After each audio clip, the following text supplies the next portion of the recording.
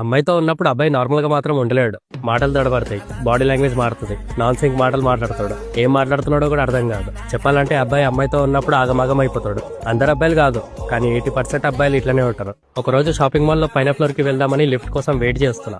Lift open అయినాక అందులో ఒక అమ్మాయి ఉంది. ఎక్కాలా వద్దా అని ఆలోచిస్తూ మే ఐ కమిన్ అని అడిగేసిన. ఆ పిల్ల చిన్నగా నవ్వుతూ రండి అన్నట్టు తల ఊపింది. నేను మనసులో అనుకున్నా, ఇదేమైనా స్కూలా, కాలేజా, ఆఫీసారా? మే ఐ కమిన్ అని అడగడం ఏందిరా?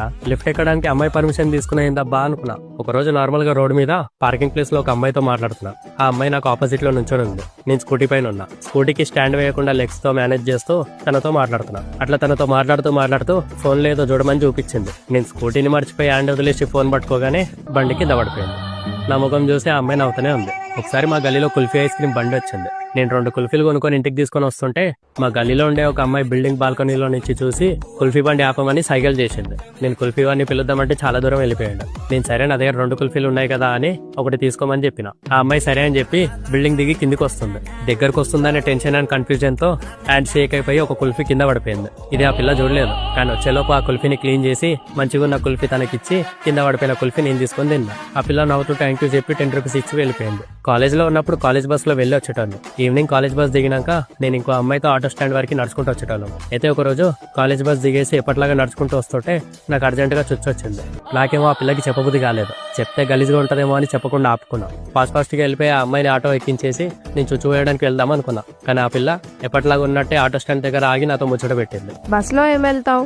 ఈ రోజు ఆటోలో రా వెళ్దాం. లేదొద్దు, నువ్వు వెళ్ళు, నా దగ్గర బస్ పాస్ ఉంది. ఆటోకి నేను పెట్టుకుంటా పైసలు కావాలంటే. లేదు, పైసల గురించి కాదు, నువ్వు వెళ్ళు, నేను వెళ్తా గానీ ఎట్లనో అట్లా. ఎప్పుడు రమ్మంటే వస్తావు కదా, ఇప్పుడెందుకు రానంటున్నావు? బా వెళ్ళు, నాకు వేరే పని ఉంది, వెళ్ళాలి, రేపు కలుద్దాం. ఎందుకట్లా డాన్స్ చేస్తున్నావు? ఒక దగ్గర నిలబడి మాట్లాడొచ్చు కదా. నేనున్న సిచ్యువేషన్ ఏంది, ఈ పిల్ల మాట్లాడే మాటలేంది అని అనుకున్నా. ఫాస్ట్ గా అమ్మాయిని ఆటోలో పంపించేసి నేను పక్కనున్న మోరి కాలువలో ప్రశాంతంగా చుట్టుపోసుకున్నా. ఇంకా ఈ అమ్మాయితో జరిగిన ఇంకో ఫన్నీ స్టోరీ చూడాలంటే ఈ వీడియో చూడండి. బేసికల్ గా మా అబ్బాయిలకి అమ్మాయి పక్కన ఉన్నప్పుడు బాడీలో ఉన్న ప్రతి పార్ట్ కన్ఫ్యూజన్ లోకి వెళ్ళిపోతుంది.